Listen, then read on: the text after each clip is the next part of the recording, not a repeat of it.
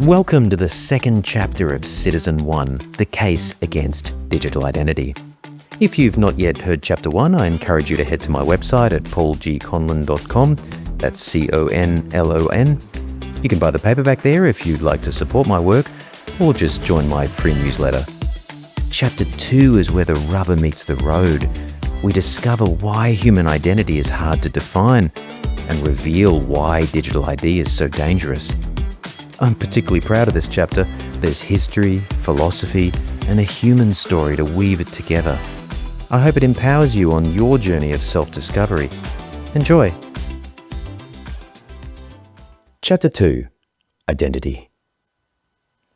Digital ID is an intriguing and dangerous social experiment.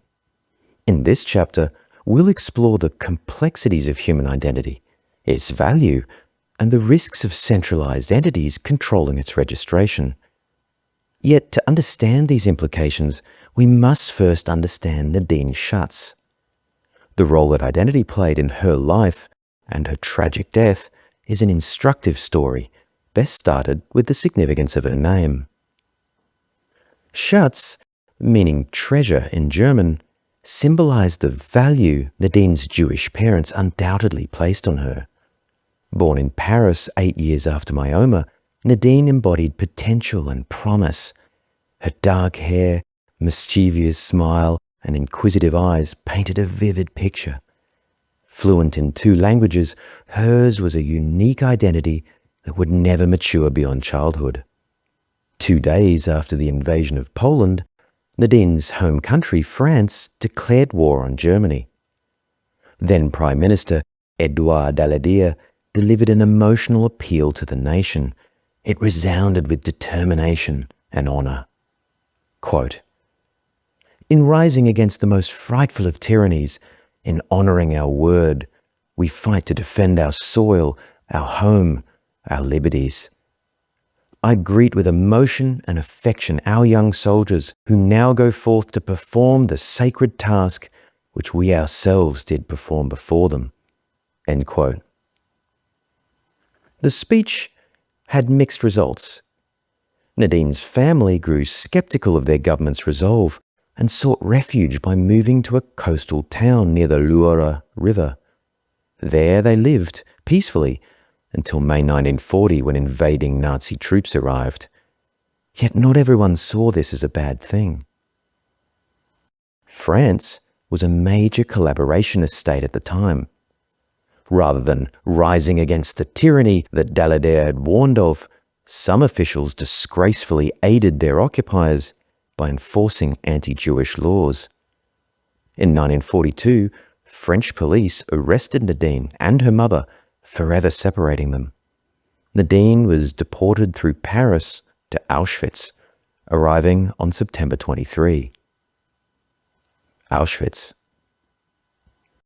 Auschwitz was Hitler's most notorious extermination camp. It was the first to be corporatized and a hellish place, unfit for any child. Initially a concentration camp opened near Krakow in June 1940, it later expanded into 3 subcamps. Auschwitz III was run by chemical conglomerate IG Farben. Prisoners arriving in boxcars with identifiable skills were forced into slave labour there. They built and ran a large manufacturing complex making synthetic rubber, aircraft fuel, munitions and poisonous gases. The war had made these profitable. Auschwitz I was the main accommodation camp. Its wretched living conditions offered only fleeting respite for the walking corpses by night. Moving between these camps, people faced an average life expectancy of just 3 months. Auschwitz II, Birkenau, housed the gas chambers and crematoria. Mass human extermination had begun there 4 months before Nadine's arrival. This was to be her fate once IG Farben's selection staff identified no useful skills. Shockingly, employees of a tax-exempt private company had sentenced her to death on the railway platform with a mere pen stroke and hand wave. Nadine was thrown naked into a gas chamber with haste. She was crammed in with strangers identified by the elite as undesirable. These infants, elderly, disabled, pregnant, and sick were companions through the last horrific moments of her short life. As Cyclone B gas filled the space, it extinguished all that could have been. It took minutes for Nadine to collapse with headaches, nausea, and seizures. The ringing in her ears harmonized with the surrounding screams. Her little heart stopped 3 billion beats before its time, having never experienced love's first flutter. Her eyes, those windows to the soul, clouded with the milky haze of death, never to see her own offspring. Nadine's crime.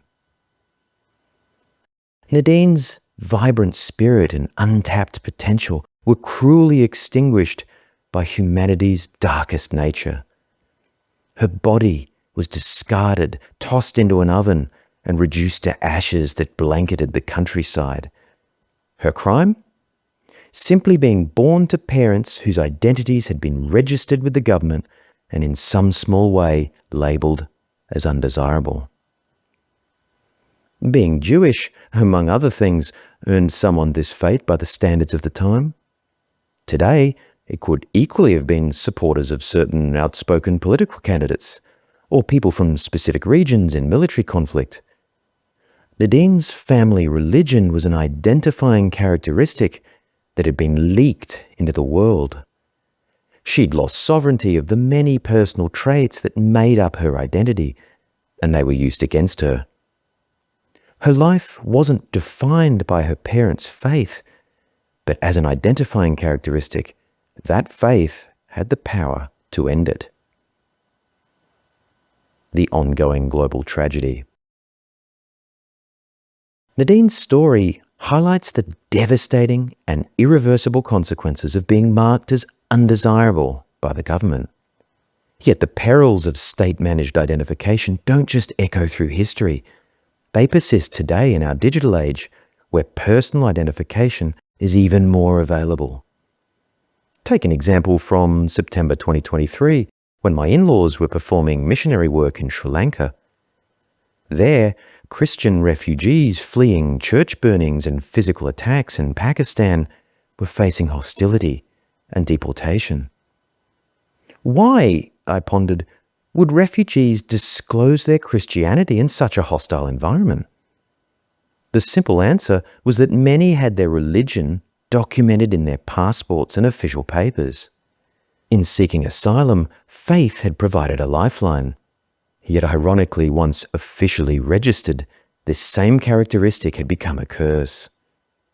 My in-laws recounted the plight of a specific Christian family they met. They were confined in squalor with a young child in tow. The wife was separated from her husband and intimidated by male guards. Marital interactions were limited to fleeting glances through detention center fencing. Like many others, the rejection of their asylum request was crushing and forced a return to the dangers they had fled. These stories, and many more throughout time, showcase the profound and often negative impact of identifying data in the hands of the powerful. They echo my grandparents' warnings about what is possible once a nation's people are catalogued.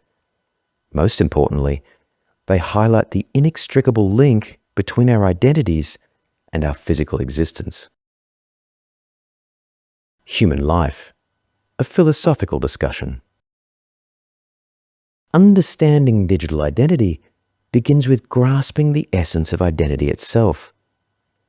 Reflecting on the moment I stood over my Oma's open coffin, I was struck by the contrast between her once vibrant spirit and her now lifeless form.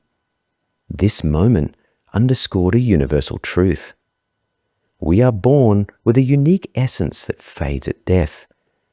Just as the sun traces a temporary arc across the sky, our lives are transient journeys that leave only memories and mementos, mere echoes of a human identity. Exploring humanity's essence. Understanding human identity has long captivated philosophers, theologians, and scholars. This quest, championed by figures like Socrates, is seen in cultural markers like the Greek aphorism on the Temple of Apollo, "Know thyself." Opinions vary, with René Descartes famously stating in 1637, "I think, therefore I am."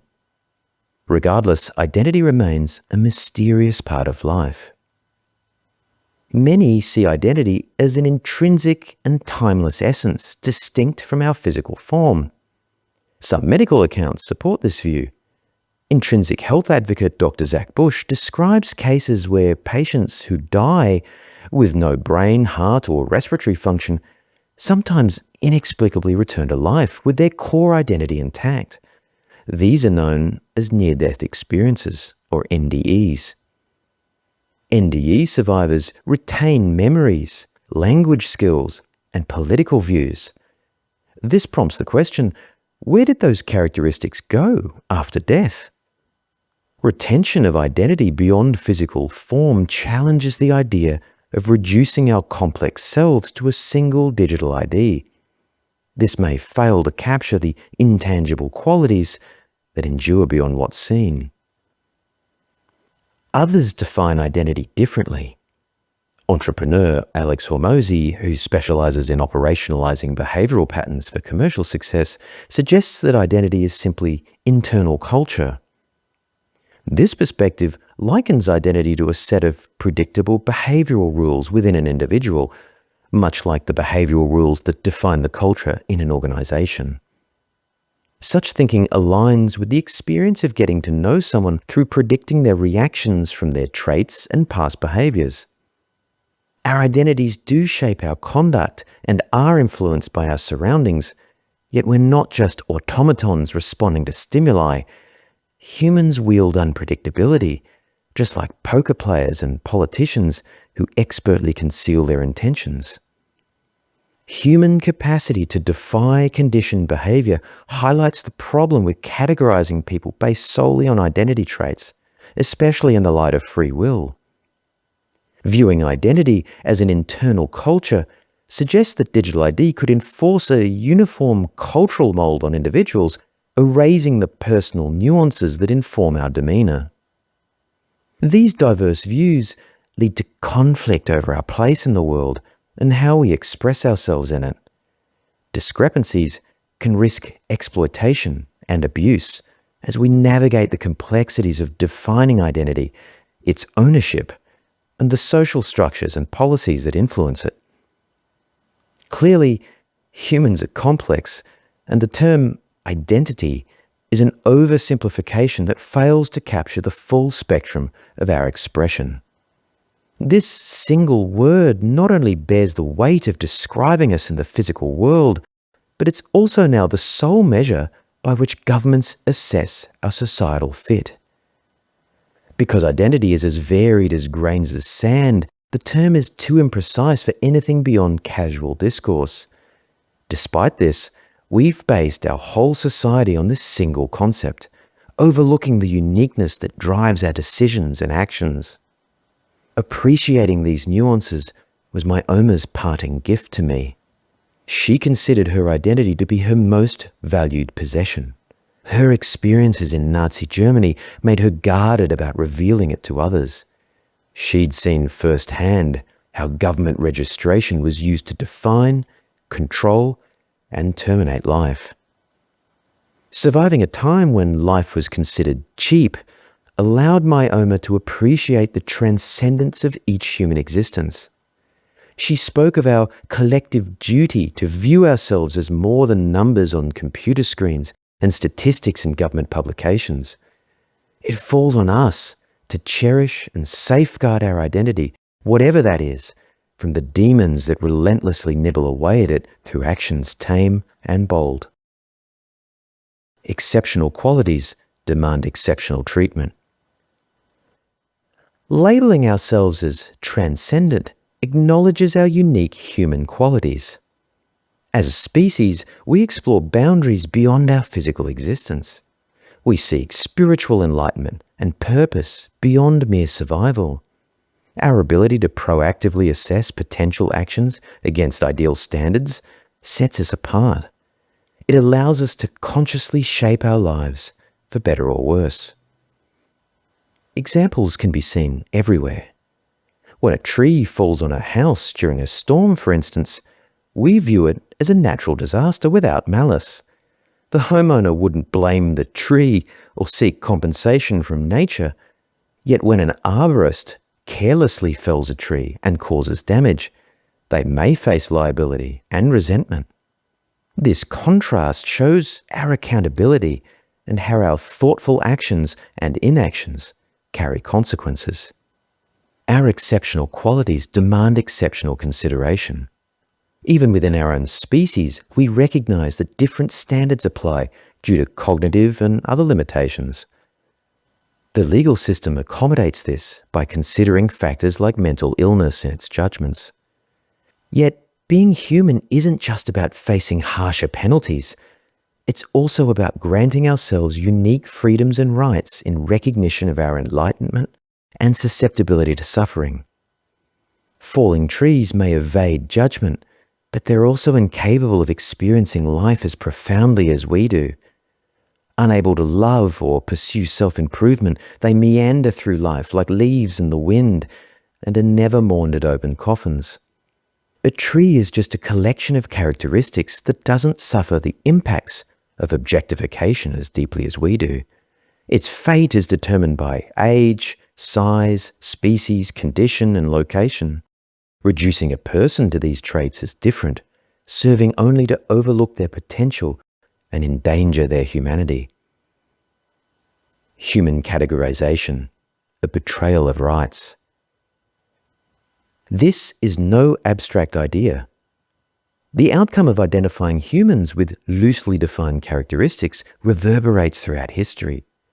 A stark example comes from a 1941 German study by professors Heinrich Kranz and Siegfried Koller. It proposed solving the perceived threat from anti-socials in Nazi Germany by, quote, taking away their cultural and national civil rights, end quote. Being labelled as anti-social led to egregious human rights abuses. These included sterilization, forced abortion, child confiscation, marriage annulment, slave labor, and even murder. Conditions like epilepsy, mental disabilities, or behaviors like alcoholism and depression, all understandable at the time, were enough to warrant these punishments. The scholarly belief that these traits were hereditary meant that relatives of the accused also faced similar fates. The scope of this systemic identity-driven abuse warrants attention. Within 22 months of Hitler redefining euthanasia as the termination of lives without value on November 1, 1939, more than 70,000 victims of mental illness were murdered. Towards the war's end, human sterilizations performed by complicit doctors stabilized at around 65,000 per year. In today's terms, this is nearly 1.2% of Sydney's population. These granular decisions were based on a deep and intimate understanding of family dynamics. It even extended to the languages parents spoke at home with their children. This level of detail was crucial for the Nazi regime's racial policies. They aimed to categorize and segregate people based on their perceived racial purity and intrinsic social worth. A revealing insight into this process comes from a secret classified report prepared by the Racial Political Office in Berlin, dated November 25, 1939. It meticulously outlines the criteria for evaluating individuals and families, emphasizing the importance of German heritage and language as markers of loyalty and racial purity. It stated, quote, "Cases also come into consideration here in which people of German blood did not let their children learn German and spoke Polish in the family, despite their German descent. People in these intermediate classes who appear to be of low character are in any case to be considered as persons to be deported, regardless of whether they appear to be Germanizable or not." This also includes those classes who are described as incapable of socializing, as antisocial, or whose low ability to survive indicates an accumulation of poor performance talents." End quote. A pervasive fear of such government determinations marked the era. These were shaped by legal instruments like the 1933 Law for the Prevention of Genetically Diseased Offspring, the 1934 Law for the Simplification of the Health System, and the 1935 Marriage Health Law. These laws and others, enacted years prior, morphed into tools of domestic terror. They legalized government intrusion into life based on arbitrary characteristics and a view that those who held them were in some way diseased. Citizens lived every day looking over their shoulders. Castration was a very real consequence of the government knowing too much about you. These outcomes are the final destination on a journey of human categorization. They are the culmination of a process inherently advanced by identification systems. Clearly, we must question how modern digital ID could likewise categorize people. Could it turn unique human lives into datasets ripe for exploitation and control? What price are we willing to pay for the safety we're told identification offers? Above all, how do we ensure that this safety doesn't come at the cost of our humanity? The cost of safety. Psychopaths are not exclusively found within governments. Members of the public can also obviously be dangerous. For some, this fact suggests that government oversight of the population is necessary despite the risks, citing digital ID as a tool for enhancing rather than reducing our collective safety. This counterargument posits that allowing the government to manage our identities in one place is the path to a well-behaved society. Using surveillance and data monitoring, unknown bureaucrats can identify and categorize people as good and bad, supposedly protecting the former from the latter. We'll tackle the ambiguities of these labels in the next chapter. For now, let's focus on the cost of these promises. This is a lesser of two evils proposal balanced precariously on four uncosted assumptions. Firstly, that it's possible to achieve the safety we envision. Secondly, that doing so is actually desirable. Thirdly, that centralized identification is the tool for attaining it. And lastly, that the government should be entrusted with its implementation. Let's start with questioning the objective. While feeling safe sounds appealing, it often comes at the cost of our personal growth and overall well-being. The phenomenon of helicopter parenting illustrates this point well. By constantly shielding their children from potential harm, overly protective parents deprive them of crucial experiences needed for development. Similar dynamics apply to adulthood. Consider maximum security prisons. Highly secure environments like these are hardly appealing. They're often violent, with brutality like shower shankings still occurring under the guard's watch. Safety is hard to obtain even with overwhelming force. Any society optimized for it can ironically hinder more than it helps.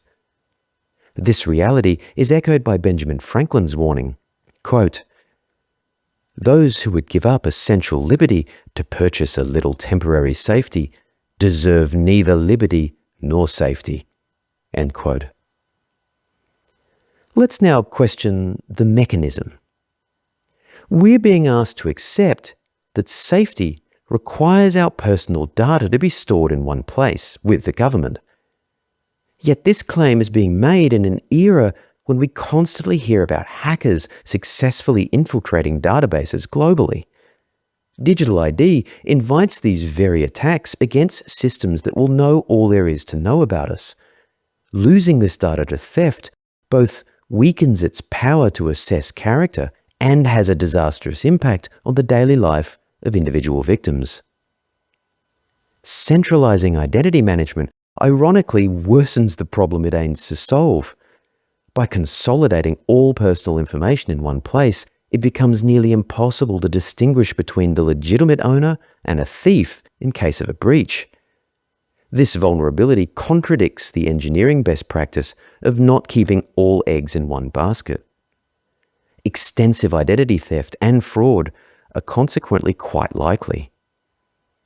Let's lastly question the motive. Like identity, safety is a nuanced issue concerning not just the definition of protection, but also its degree, who provides it, and their intentions. There are serious concerns about the self-policing nature of asymmetrical identification and surveillance imposed by governments. How can safety exist at all in environments where accountability and enforcement are unidirectional? How does the government define public safety? How capable are they of providing it, and what motivates them to do so? The desire for power can't be dismissed. Is our protection simply a rebrand of ensuring public compliance with prevailing ideologies? When the powerful demand we trade personal freedoms now for potential safety tomorrow, we must consider this a devil's bargain that invites a range of new risks. These are sometimes obscure and long-lasting. Becoming aware of them is essential for anyone attracted to the safety catchphrase. Julian Assange, an Australian editor, publisher, and activist, once defined security as a spectrum, not an absolute. Striving for total security may compromise the very freedoms we're trying to safeguard. Our identities are ultimately too valuable to be abdicated to national governments under these flimsy promises. Is accepting digital ID like betting our most treasured chip in a casino where the house always wins? Treasuring your identity. Identity meant far more to myoma than simple self-preservation. Personal questions had to be justified by personal connections. Having to identify for bureaucracy or curiosity was viscerally intrusive. Knowing her was a privilege earned through time, respect, and trust. Like fitness or reputation, it could not be forced. Myoma died with her identity, not because of it. She was more than an elderly lady defined by her birth date and address. These were mere details that travelled with her on the arc of her life, not the sum of her being. Yet these details profoundly influence our future, as our personal traits often dictate our destinies. Identifying human life. A practical discussion. Despite these deeply philosophical musings, the easiest way to refer to each other in daily life is through our personal characteristics. My neighbour calls me Paul because that's how I've voluntarily identified myself to him, and it suits the purpose of our mutual exchange. He's satisfied it's enough to write on my birthday cards and get my attention over the fence. I'm satisfied it's enough for him to know where to put my Amazon packages when they're mistakenly delivered to him. Neighbours over the fence.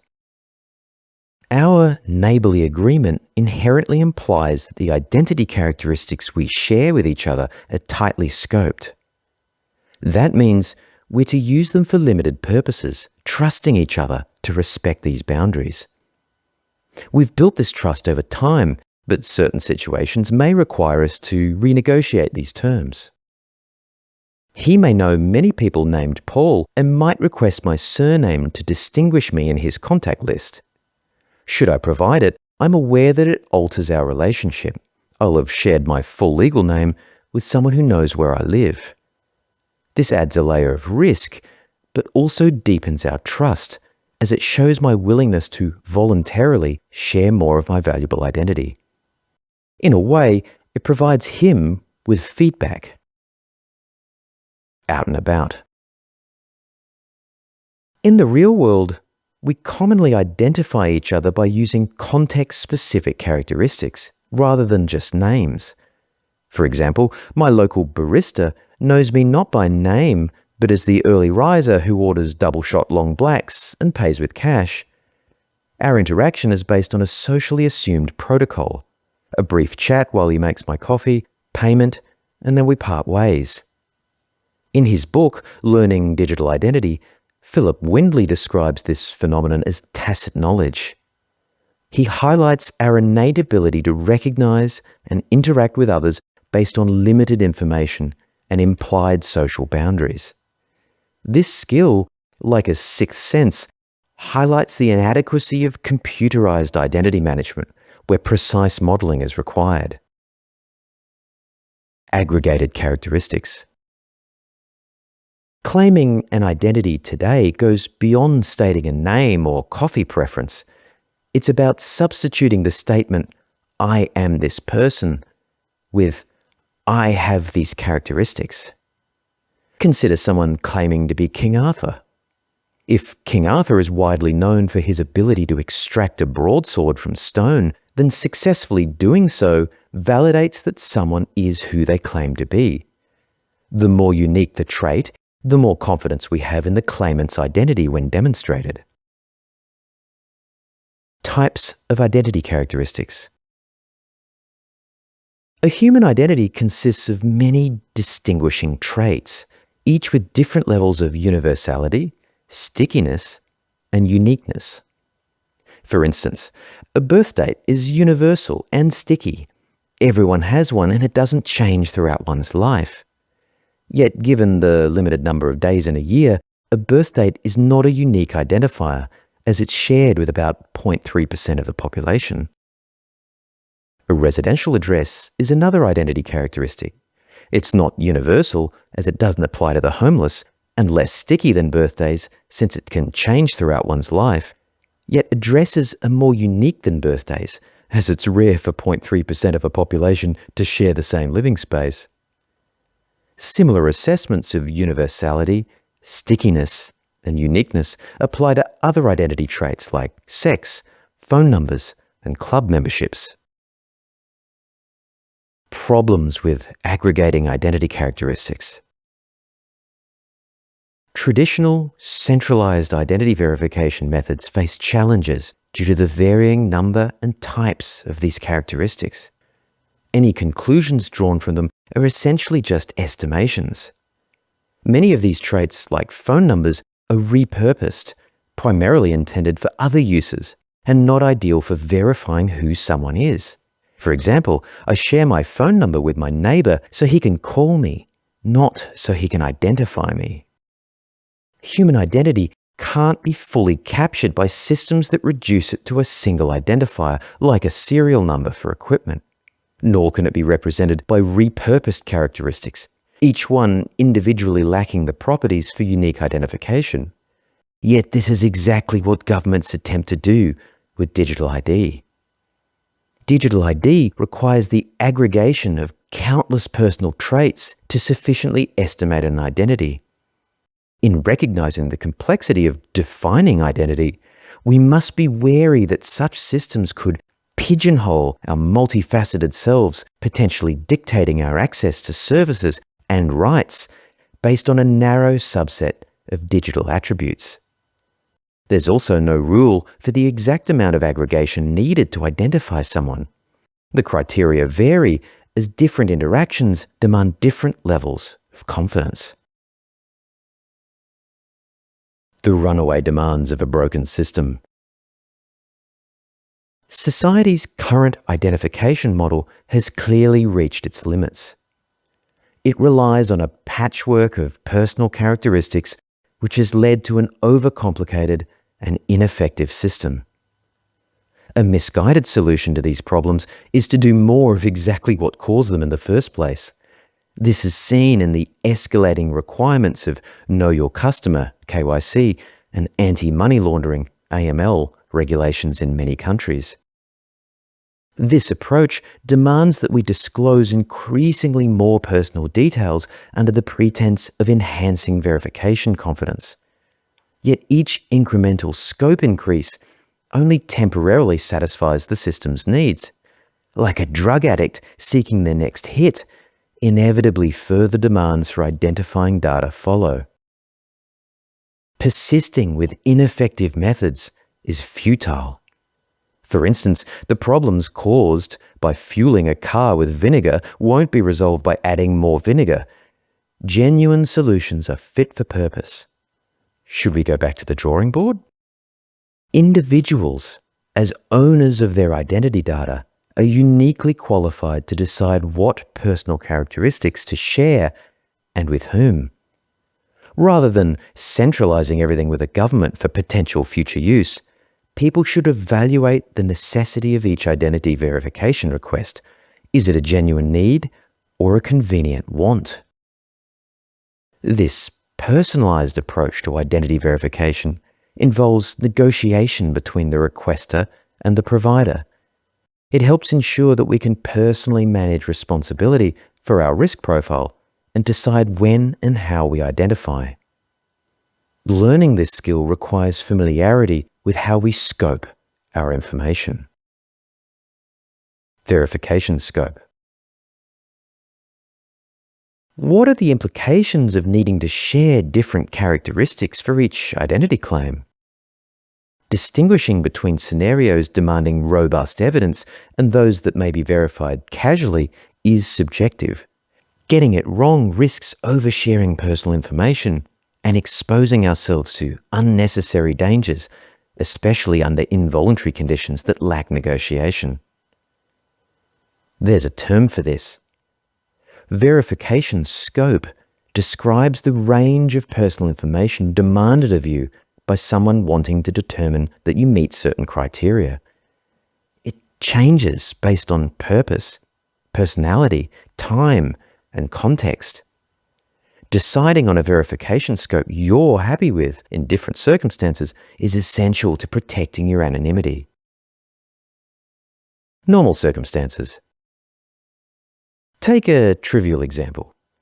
Collecting a handwritten name tag at a child's birthday party is a simple act that doesn't require extensive documentation, like bank statements or utility bills. The party host, often a family member, is likely to trust attendees at their word without formal verification, given the existing relationship with the child. In this low-stakes context, the worst outcome of a verification error is a minor embarrassment, like a name mix-up during party games. Contrast that with customs clearance. Using a handwritten name tag at an airport would likely lead to a backroom conversation. This situation demands a higher level of proof due to the serious implications of incorrectly identifying someone at immigration. Typically, multiple identity characteristics are required, with the accepted format limited to government-issued passports. In the first scenario, party attendees and the host voluntarily negotiate name tag issuance. The second scenario mandates specific identity disclosure, potentially barring entry into a country for those uncomfortable with the process. The burden of involuntary identity verification is becoming more onerous. The growing expectation for additional forms of identification suggests that government-issued IDs are insufficient. In a twist that would have once been considered satirical, signing up for some financial accounts today requires a selfie with a card showing a unique code and date. Don't forget not to smile. The way we are asked to identify ourselves can even differ for identical purposes. We saw this subjectivity during the COVID era. For example, some public libraries only asked for a simple handwritten sign-in for identity proof, akin to the birthday name tag scenario.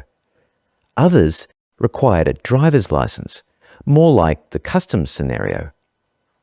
Even within the same library, the verification scope could change based on the staff member present and their mood. This leads to inconsistent practices and highlights the problems with aggregated identity characteristics for verification, even before considering malicious intent. Abnormal circumstances.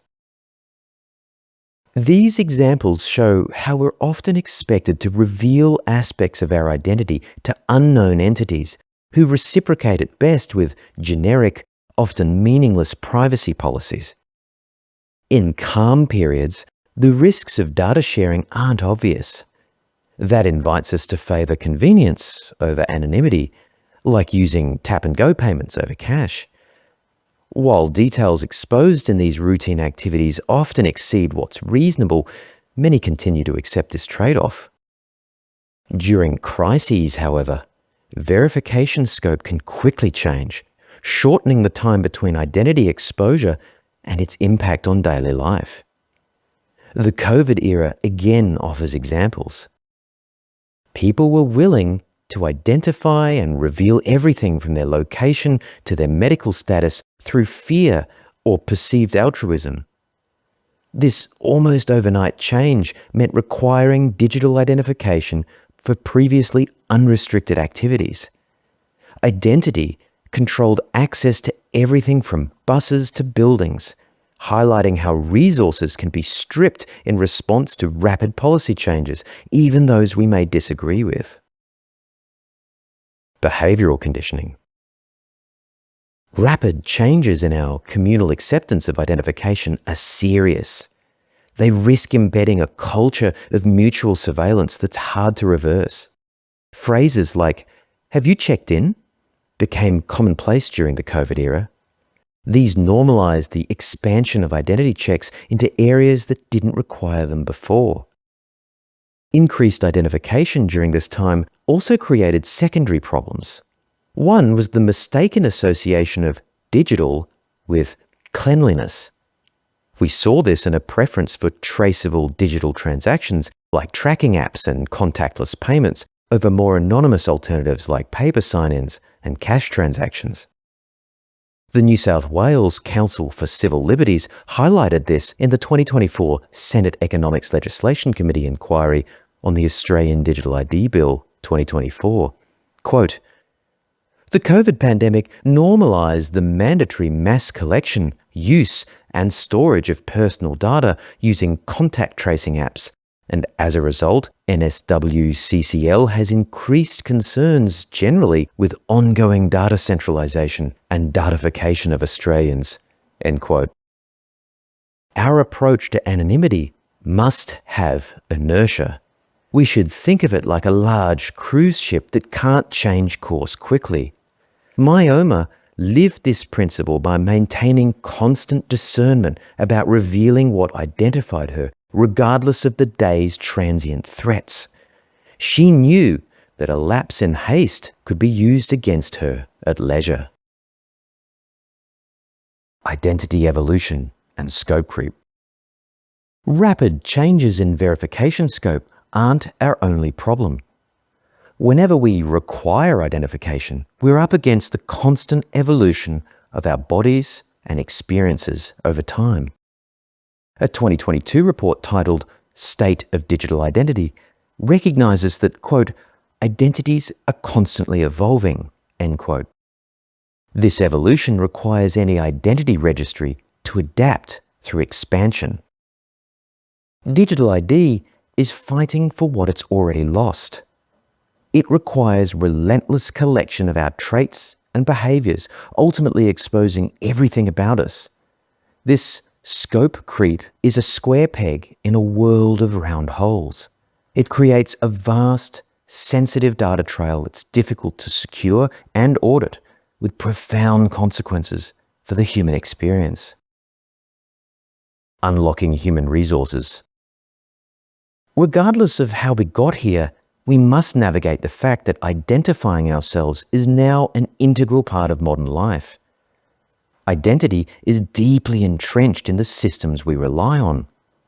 This leads many to question the need to protect our anonymity at all. Is transparency just the cost of progress? If identification was just a means of addressing our neighbours, concerns would be minimal. Yet understanding the need to protect our identity requires recognizing its dual purpose. It's not just how we refer to someone, it's the gateway to their resources and potential.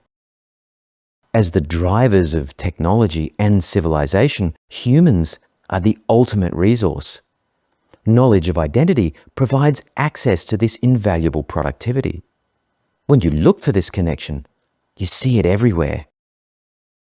In functional societies, Judiciously sharing identity is crucial for economic and social progress. For instance, disclosing qualifications and work history to potential employers can prove suitability for paid work. Likewise, sharing financial details with lenders helps determine business loan eligibility. When correctly scoped and managed, identity lubricates the machinery of progress. In dysfunctional societies, the collection of identity becomes a tool for control. Knowledge of skills and behaviors can lead to exploitation through forced labor or blackmail. Likewise, the misuse of identifying characteristics used to verify property ownership can simplify and often encourage theft. When incorrectly scoped and mismanaged, identity incentivizes the destruction of civilization. The local context.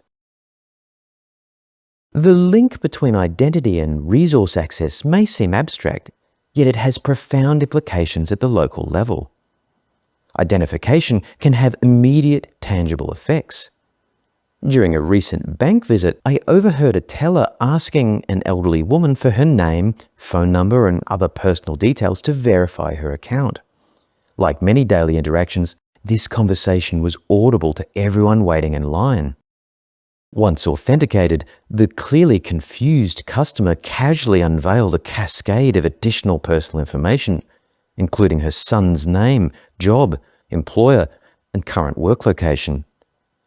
This moment of candor could have easily led to several issues: financial or identity theft, employment fraud, phishing, and social engineering attacks. The woman's account was vulnerable to those who overheard the identifying details used to unlock it. Her slip showcased the power of identity in resource access. Such attacks aren't uncommon and can come from everyday opportunists, especially in times of high living costs when desperation is high. While the potential harm to an old lady at a bank is significant, national-scale risks dwarf it. A government collecting vast amounts of identifying data transforms into a silent observer, like a fly on the wall, privy to each and every transaction. The national context. The link between identity and resource access may not be as immediately apparent at the national scale. A poignant historical example is the 1938 Ordinance on the Use of Jewish Assets in Germany. It selectively curtailed property rights. Maintaining ownership meant withholding religious affiliation from government records. Shortly after this law was introduced, those identified as Jews in the population registry were forced to, quote, deposit all their stocks, shares, fixed income securities, and similar securities in a deposit at a foreign exchange bank, end quote. The government could even sell Jewish businesses. Access to these resources required no less than approval by the Reich Minister for Economic Affairs. This effectively legalized the confiscation of private property from people with certain characteristics. This history underscores the dangerous relationship between identity and asset control at a national level. It also shows that misappropriation of resources by governments has not always constituted illegality. The risks increase as their power grows, and national borders are sometimes no defense. The Nazi occupation of the Netherlands meant the capture of the well-maintained Dutch identity registry. It became a tool for oppression despite being established for benign purposes. This prized spoil contained a honeypot of sensitive data on religion, occupation, disabilities, and more. It allowed German forces to categorize and control people as territories were annexed. The competitive context. Using identity to gain resources extends beyond malice. In competitive fields like chess, poker, and martial arts, players meticulously analyze videos of their opponent's past performances to identify exploitable characteristics as weaknesses. Facing unknown opposition levels the playing field, but having insights such as a poker player's tell or a fighter's favoured move, provides a significant edge. This leads to rewards like improved reputation and prize money. Our identifying data isn't trivial. It's a valuable asset. In the wrong hands, it can be nefariously traded among those who deal not in tangible goods, but in favours. Protecting our identity is crucial not just for safeguarding property, but upholding human dignity. Centralised identity systems often fail to meet the standards required to do this, and societies go awry quickly when that humanity becomes undervalued. Dehumanization. Identification for strategic gain sets the stage for a dark outcome: dehumanization. In this chapter's final exploration, we'll learn how the quest for advantage can devolve into a disregard for the person behind the identity. Like the trunk of a tree, this process grows strong over time and is nurtured by its environment. It's perhaps best articulated by Leslie Bloom, the author of Fallout, an expose of horrific government deception. Quote, "Once humans stop seeing other humans as human, the most horrific acts are possible." End quote. Dehumanization is a psychological mechanism that reduces empathy and moral restraint. It makes violence against perceived outgroups seem justifiable. The process finds favour with those who assess people by labels, prioritizing utility over humanity. Once dehumanized, the downward spiraling path is open for governments to treat people in the same way that arborists treat trees. We needn't look far to see it at work. Take video games, where players assault virtual characters without real-world consequences. Reflecting on my gaming days, I recall how easily pedestrians in Grand Theft Auto could be disposed of. I would often even laugh at the absurdity of it. Gamers cheered as garbage trucks sent grandmothers flying. The more inventive the violence, the greater the applause. These games not only simulate realistic human-on-human violence, but also incentivize it. They constantly reward players with dopamine hits for successful kills. The digital victim's facelessness disconnects the aggressor from the reality of their actions, making it easier to enjoy causing harm. This detachment, especially from the eyes and face, is a well-documented psychological adaptation, seen in the interrogation of hooded prisoners. Games aside, what happens when this conditioning is paired with a politically charged real-world environment of propaganda and fear? Could the mistreatment of real people be made as easy and desirable as it is in gaming, given the same environment? Remaining vigilant for early signs of dehumanization in society is crucial. It often starts with increased aggression and support for discriminatory policies. This is evident in contemporary examples of heightened approval for bans targeting marginalized groups. Let's revisit my Oma's youth to learn how identification enabled dehumanization. Disposing of the useless. The Nazis found that dehumanizing their victims made elimination efforts more efficient. They used subtle tactics to initiate the process, beginning with labeling and categorizing people based on their identity characteristics and the use of dehumanizing language against those groups. Propaganda mobilized the public against politically unfavorable people. Rather than targeting individuals, they attacked concepts, normalizing criticisms of labels rather than the people behind them. Dehumanizing language slowly but steadily evolved, beginning with mentally unwell or antisocial and moving to unproductive, needy, and useless. Dehumanization transcended social realms, enabling institutionalized categorization. A German mathematics textbook exemplified this 4 years before the war. It depicted the economic cost of different groups of people using a curved graph, reducing human value to a mathematical equation. Embedding this thinking into the education system entrenched it at a societal level. This wasn't just theoretical. The Reich Interior Ministry actually performed human value calculations. These quantified human worth through questionnaires, especially in nursing homes, comparing individuals' economic output to that of a healthy person, like valuing used cars against new ones. This process commodified human life, unfairly equating it to economic productivity. Those who deviated too far from the benchmark due to illness, disability, ethnicity, or misfortune were categorized and treated accordingly. Some were neglected or denied medical care, while others were outright killed. In the 3 months from April to June 1941, the government murdered 29,200 people deemed economically unproductive, referring to these killings as disinfections. These heartless acts were captured by correspondents from the Racial Political Office at the time. Quote, "Medical care must only be limited to preventing the transmission of epidemics into the Reich territory. We are not interested in the extent to which the population is provided with medical care by Polish or by the numerous Jewish doctors.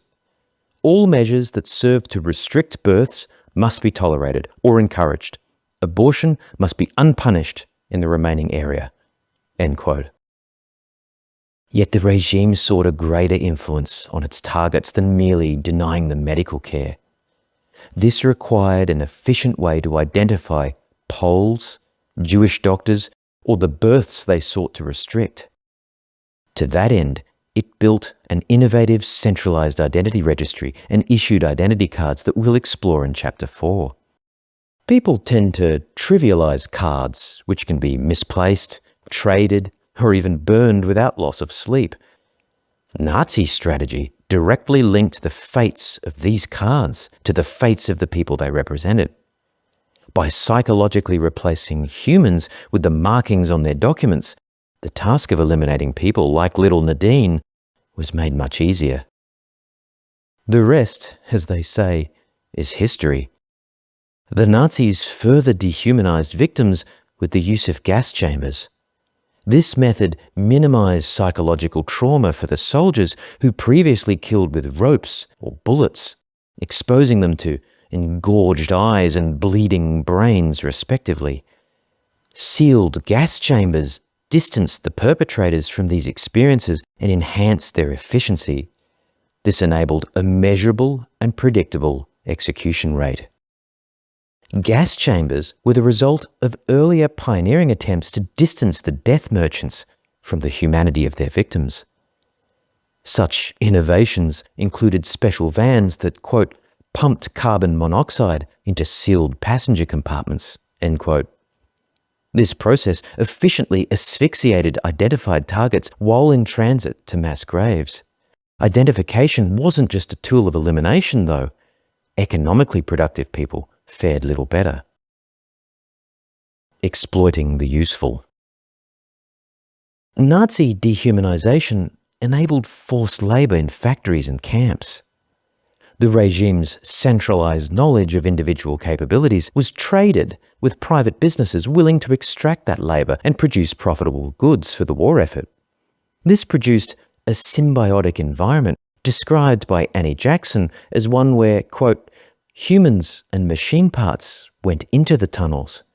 Rockets and corpses came out, end quote. Beyond IG Farben, Nadine's executioner, various companies capitalized on the slave labor pool identified by the regime. Heinkel forced people specifically chosen from government records to manufacture military aircraft and advanced propulsion systems. Likewise, Steuerdei am Lepuch significantly contributed to the war effort by producing weapons, vehicles, and engines almost completely reliant on coerced labor. Steuerdei am Lepuch holds the dubious honor of being the first arms corporation to employ Nazi slave labor. This was surprisingly not driven by the Nazis, but rather by the company's director, Georg Meindl. Meindl actively lobbied senior officials for, quote, early and preferential access to labour from concentration camps, end quote. This enabled him to select workers with specific skills from the German population registry. Meindel's actions underscore the extent to which society was willing to commoditize its population and exploit human resources unlocked by centralized knowledge of their characteristics. Understanding the reality. The haunting scenes that unfolded within the corporate production lines of that era mirrored those from ancient Egypt. Workers were literally subjected to the crack of whips. Numbered people were at the mercy of their masters' ever-shifting whims. A simple, misplaced gaze deemed as insubordination could swiftly lead to being, quote, garroted or hanged, end quote. This even took place on the factory floor, much like one might destroy faulty machinery in frustration. Reflecting on Nazi Germany's identity management serves as a stark warning that illuminates the dangers of modern equivalence. A society that inventories its people risks dehumanization. In contrast, a society that resists such attempts acknowledges the unique human characteristics that exempt us from this treatment. History's sobering lessons underscore the need to protect our humanity against the perceived utility of systems that reduce people to searchable, cross-referenced numbers and categories. Maintaining a clear distinction between object categorization and human sanctity is crucial for any society aiming to transcend nature's raw predation. Given our historical struggle to uphold this distinction, we must prevent systems that enable dehumanization from taking root. Chapter takeaways. Today, identity is almost as much a part of our online presence as it is our physical existence. It's hence crucial to be vigilant about protecting personal information both online and offline. Drawing from our journey to date, we can take practical steps to help ensure our identities remain secure and reflective of our true selves. In private. Strategic privacy. Simple tactics for protecting your identity. Be mindful of the identifying details you share, especially regarding your religion and profession. These aspects can reveal more about you than you may intend and could be used against you in unexpected ways.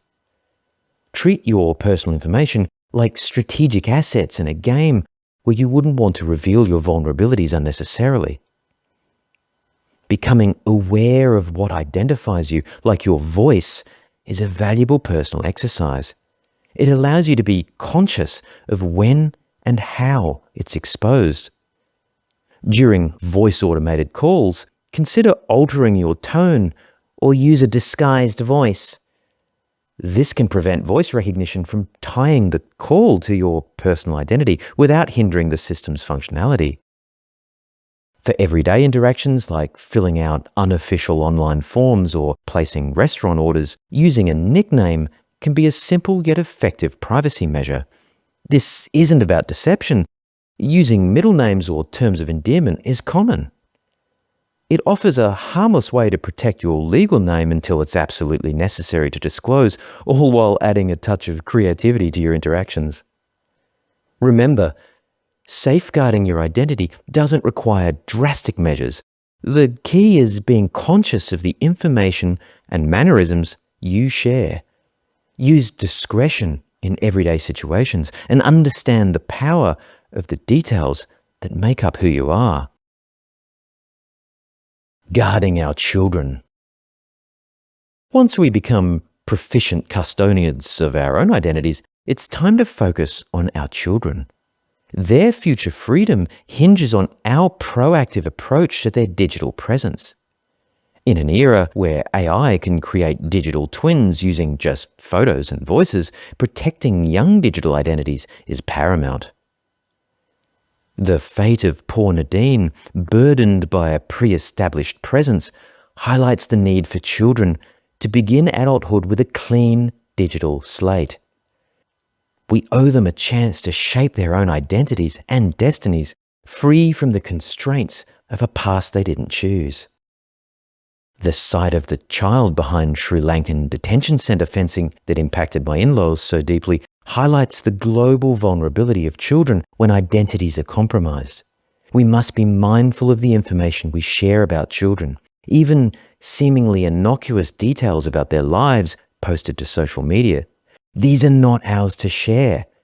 As parents, we're simply guardians of them until they're adults. Let's make this an active conversation with our kids. Discussing digital privacy early and modeling discretion constantly can empower children to manage their online presence wisely. As parents, we have a responsibility to adopt this role for our children rather than assume their teachers or peers will. It doesn't have to be a chore. Make a game of it. Perhaps taking turns to be secret agents evading capture. Key to this approach is helping our children internalize the need for them to be guarded. Obstacles like social media privacy controls can help temporarily, but they should be a secondary approach. Children are notoriously tech-savvy, so we mustn't rely on tactics that require active adult intervention. We must target specific behavior. Our aim is the equivalent of kids who don't eat sweets because they are aware of tooth decay, not kids who don't eat sweets only when their parents are watching. Teaching the importance of consent before sharing personal information helps children shape their identities on their own terms, not for fear of parental punishment, but for a will to be free from digital shadows. The devil's bargain, navigating promises of future benefits. Controlling when and how we identify helps address the tyranny of human commodification, last chapter's first theme. Yet this skill falls under a greater ethos. We must be eternally vigilant for any attempts to bribe us into relinquishing basic freedoms, last chapter's second theme. The idea that adopting digital ID today will ensure greater security or convenience tomorrow is one of the shadows in which modern tyranny hides. It's waiting for us to take the bait.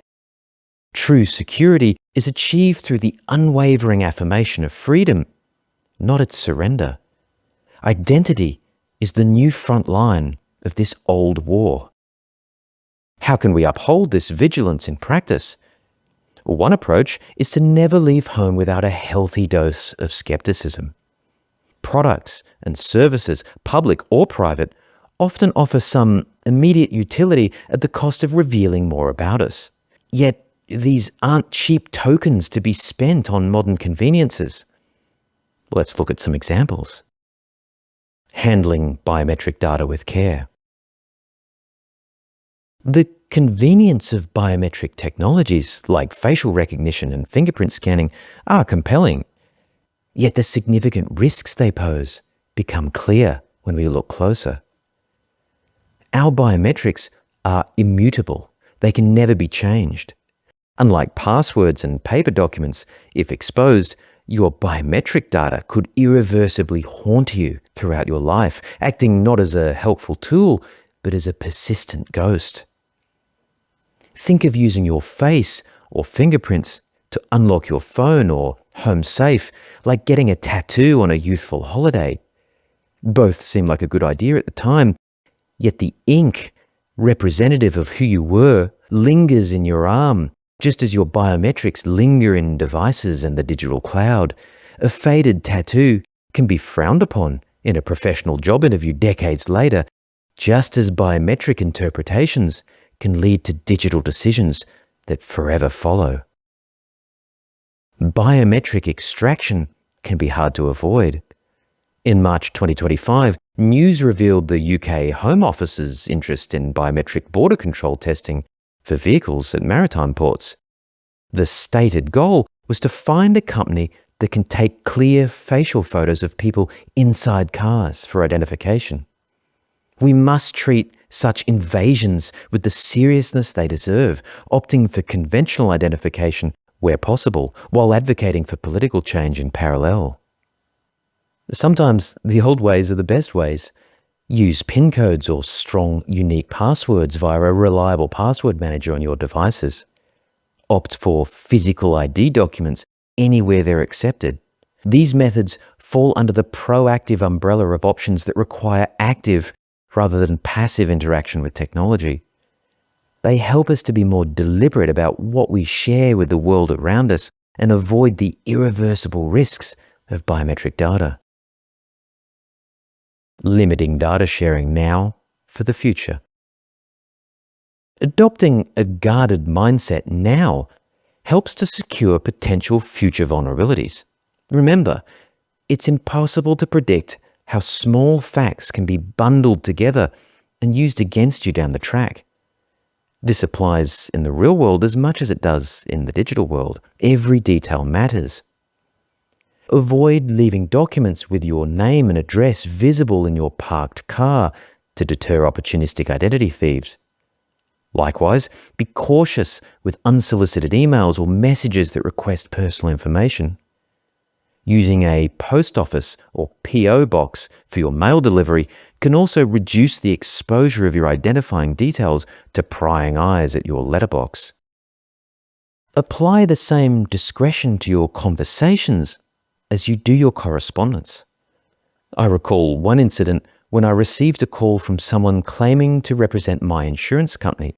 Although I did have an active claim at the time, I declined to provide information since I had not initiated the call.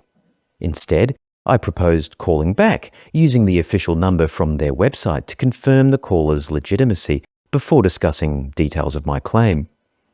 This method is generally well received and protects against imposters who often pressure for immediate information. Protecting your identity should be as habitual as getting dressed each day. Small acts of discretion can become second nature with enough rehearsal. Only once we condition ourselves with the discipline to enforce these boundaries can we start making broader impacts. In public, control your personal information. We need to take this one step further. To truly enshrine the value of identity in our culture, we must start making people feel uncomfortable. Refusing to provide personal information when requested is a good start, but our reactions must appropriately convey how inappropriate it is to ask in the first place. Asking strangers for phone numbers, email addresses, and other details must become as awkward as assuming a large lady is pregnant or asking someone how much they earn. Signaling the socially unacceptable nature of this conduct encourages self-policing. This makes it harder for institutions to impose invasive identification policies which rely on public compliance. What I'm suggesting doesn't have to be confrontational. Simply questioning someone's need to know with a targeted "why is that necessary?" can often lead in the demand's withdrawal. The scenario of differing COVID sign-in processes at libraries highlighted how requests for personal information can be unnecessary or arbitrary. Yet those who dig in their heels may need more convincing. Consider another personal experience at a juice store where I was asked to fill out a digital form on a tablet just to buy a drink. It needed my address, name, and phone number, all unjustifiable for a simple purchase. By opting to walk out in disgust rather than comply, customers can signal to businesses that such invasive practices are unacceptable, prompting them to reconsider their policies. Being comfortable questioning demands for identification is important. Remember, justifications and intent can change. The repurposing of COVID check-in app data shows that entities, especially governments, may not keep their data collection promises. Be mindful that once shared, your information could be used in ways beyond your initial consent. Before divulging, consider whether you'd be comfortable with that information becoming public. When the time comes to share your identity, speak quietly, unlike the elderly lady I heard with the bank teller, or write it down for them to copy.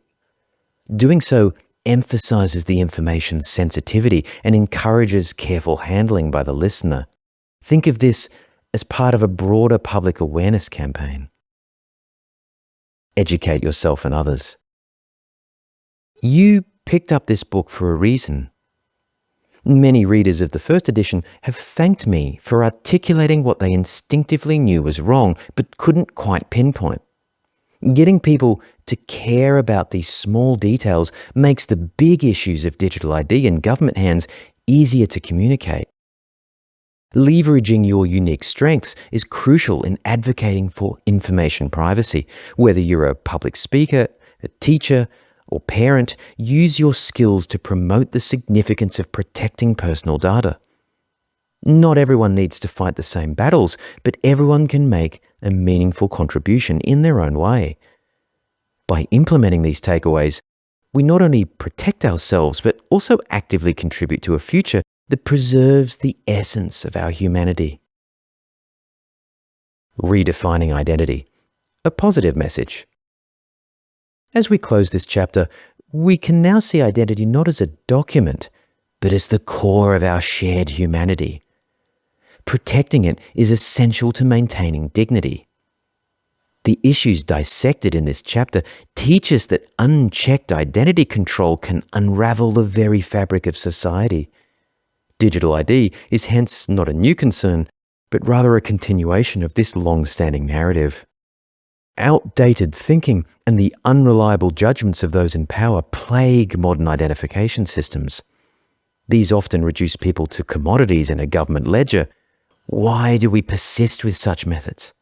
Have we learned from past mistakes? Are current efforts enough to prevent reoccurrences?